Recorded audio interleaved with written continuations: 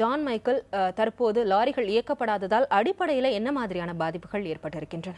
அதாவது பாத்தீங்கன்னா திவ்யா, அதாவது இந்தியா முழுவதும் இருக்கக்கூடிய சுங்கச்சாவடிகள் அகற்ற வேண்டும், சரக்கு வாகனங்கள் மீதான வரி பிடித்தம் செய்யக்கூடாது மற்றும் அதிவேகமாக செல்லக்கூடிய வாகனங்கள் கண்காணிப்பதற்காக இந்த வேக கட்டுப்பாட்டு கருவியை பொருத்துவதாக அரசு முடிவெடுத்திருக்கு. இதை கைவிட வேண்டும் என்ற பல்வேறு கோரிக்கைகளை வலியுறுத்தி இன்று அகில இந்திய அளவில் லாரி உரிமையாளர்கள் வேலை நிறுத்தத்தில் ஈடுபட்டிருக்காங்க. இதனிடையே நீங்க கேட்டது போல எந்த மாதிரியான பாதிப்புகள் ஏற்படுகிறது என்பது தொடர்பாக தகவல்களை தெரிவிப்பதற்காக தமிழ்நாடு லாரி உரிமையாளர்கள் சம்மேளனத்தினுடைய தலைவர் திரு நல்லதம்பி நம்மிடையே இருக்கிறார். அவரிடம் பேசுவோம். சார், அதாவது இந்த வேலை நிறுத்தத்தினுடைய முக்கிய அம்சங்கள் என்ன, உங்களுடைய கோரிக்கைகள் என்ன, எதற்காக இந்த வேலை நிறுத்தத்தை ஈடுபட்டிருக்கீங்க, இதனால என்ன மாதிரியான பாதிப்புகள் தமிழகத்தில் ஏற்பட்டிருக்கு? சாலை போக்குவரத்து துரிதமாக இருக்க வேண்டும் என்ற எண்ணத்திலே 1996ஆம் ஆண்டு வாஜ்பாய் பிரதம மந்திரியாக இருந்த பொழுது சட்டத்தினை இயற்றி சாலைகளை அகலப்படுத்தி சுங்கம் வசூலிக்கலாம் என்று ஒரு சட்டத்தினை இயற்றினார்கள். அதன் பின்னர் 2008, 2010, 2011 ஆகிய ஆண்டுகளிலே அந்த விதிகள் மாற்றப்பட்டது. 1996ஆம் ஆண்டு விதித்த விதியிலே 1 கிலோமீட்டருக்கு ஒரு லாரி செல்ல வேண்டும் என்று சொன்னால் ₹1.40 சுங்க வரியாக வசூலித்தார்கள். அதே 2011 விதிக்கப்பட்ட விதியிலே 1 கிலோமீட்டருக்கு ஒரு லாரி செல்ல வேண்டும் என்று சொன்னால் ₹4.80 விதித்துள்ளார்கள்.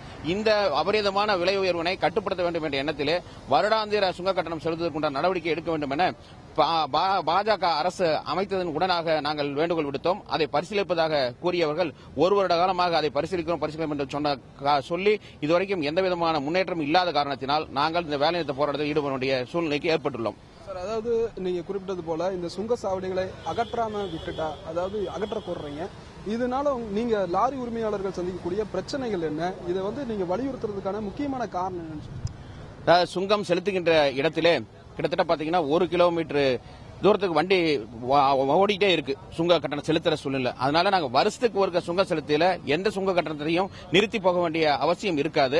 அதே போல சுங்க கட்டணம் சீரமைக்க வேண்டும். நாங்க வரி கொடுக்க மாட்டேன்னு சொல்ல வருடம் ஒருக்க இப்ப நேஷனல் சொல்லி சொன்னா அதுக்கு 35,000 நாங்க கட்டத்துக்கு தயாரா இருக்கும். வருஷத்துக்கு ஒருக்க எந்த இடத்துலயும் நிறுத்த வேண்டிய அவசியம் இருக்காது. அதே போல இன்டர்ஸ்டேட் ஆபரேஷன் இருக்க வண்டி பாத்தீங்கன்னா ₹5,000 செலுத்துக்கு நாங்க தயாரா இருக்கோம். பட் மத்திய அரசானது இதுல நிறைய கையூடல்கள் இருக்கிற காரணத்தினால்தான் இதுக்கு எந்த விதமான எதுவுமே முடிவெடுக்காம இருக்காங்க.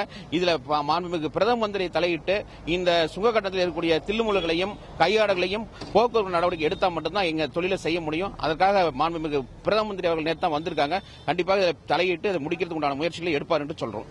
அதாவது தற்போது நீங்க மேற்கொண்டுள்ள இந்த வேலை நிறுத்தம் காரணமாக தமிழகம் உட்பட பல்வேறு மாநிலங்களும் எந்த மாதிரியான பாதிப்புகள் ஏற்பட்டிருக்கும், இங்கிருந்து வெளி மாநிலங்களுக்கு செல்லக்கூடிய சரக்குகள் எந்த அளவுக்கு தேக்கமடையும், இதனால வர்த்தக இழப்பு எந்த அளவுக்கு இருக்குன்றது? கிட்டத்தட்ட பாத்தீங்கன்னா இந்த வேலை நிறுத்தம் இன்னைக்கு காலையில 10 மணிலிருந்து காலையில 6 மணிலிருந்து ஆரம்பிச்சதுல 93 லட்சம் லாரிகள் ஓடல. குறிப்பா தமிழகத்தில் பாத்தீங்கன்னா அனைத்து தரப்பட்ட லாரிகளும் சின்ன வண்டியிலிருந்து பெரிய வண்டி, டாரஸ், மல்டி ஆக்சில் வண்டி, ட்ரெய்லர் ஆக 6,90,000 வண்டிகள் இயக்கப்படல. இதுல பாத்தீங்கன்னு சொன்னா நாமக்கலை பொறுத்த வரைக்கும் பாத்தீங்கன்னு சொன்னா கோழி பண்ணை மிக முக்கியமான தொழிலா இருக்கு. அந்த கோழி பண்ணைக்கு உயிரோடு இருக்கிற காரணத்தினால அதுக்கு தேவையான உணவுப் பொருட்கள் வெளிமாநிலம் தான் வர வேண்டிய சூழ்நிலை இருக்கு. அதனால எந்த ஸ்ட்ரைக்னாலும் இங்க கோழி பண்ணைக்கும் லாரிக்கும் தான் பிரச்சனை அதிகமாயிட்டு இருக்கு. பட் உடனடியாக அதாவது ஸ்டாக் வைக்கிறதுக்கு அவங்களால முடியாது. ஏன்னா அன்னைக்கு தேவைக்கு ஏற்பதான் அவங்களும் பண்ண வேண்டிய சூழ்நிலை இருக்கு. அதே போல பாத்தீங்கன்னா அத்தியாவசிய பொருட்கள் நாங்க தடை செய்யல. தண்ணியோ அல்லது பாலோ, செய்தித்தாட்களோ, மருந்து பொருட்களோ நாங்க தடை செய்யல. அந்த வண்டிகள்லாம் போயிட்டு தான் இருக்கு. ஆனா வெளி மாநிலத்திலிருந்து வரக்கூடிய பருப்பு வகைகள், இங்கிருந்து போகக்கூடிய ஜவ்வரிசி, இரும்பு, கம்பி, சிமெண்ட், மணல் போன்ற எந்த பொருளுமே போகாதனால கட்டுமான பொருட்கள் இருந்து எல்லாமே தடை செய்யப்பட்டிருக்கு. அதனால இதுல மிகப்பெரிய பாதிப்பு 2 நாள் கழிச்சு தான் பொதுமக்களுக்கு தெரியும். இதுல பொதுமக்களும் எங்களுடைய நியாயமான கோரிக்கைகளை பரிசீலித்து அவர்கள் எங்களுக்கு ஒத்துழைக்க வேண்டும் என இந்த தருணத்தில் பொதுமக்களை வேண்டுகோள் விடுக்கின்றோம். அதாவது இந்த தருணத்தில் நீங்க சுங்கச்சாவடி அகற்றணும்னு போராடிட்டு இருக்கிற நேரத்திலேயே பாத்தீங்கன்னா டீசல் விலை உயர்வு, இது மாதிரியான விலை உயர்வுகளை தொடர்ந்து மத்திய அரசு கொடுக்கறதா ஒரு குற்றச்சாட்டு சொல்றீங்க. இதனால உங்களுடைய பாதிப்புகள் எப்படி இருக்கு? அதாவது டீசல் விலையை பொறுத்த வரைக்கும் குறைக்கின்ற பொழுது எங்களுடைய வாடகை நிர்ணயம் இல்லாத சூழ்நிலை இருக்கு.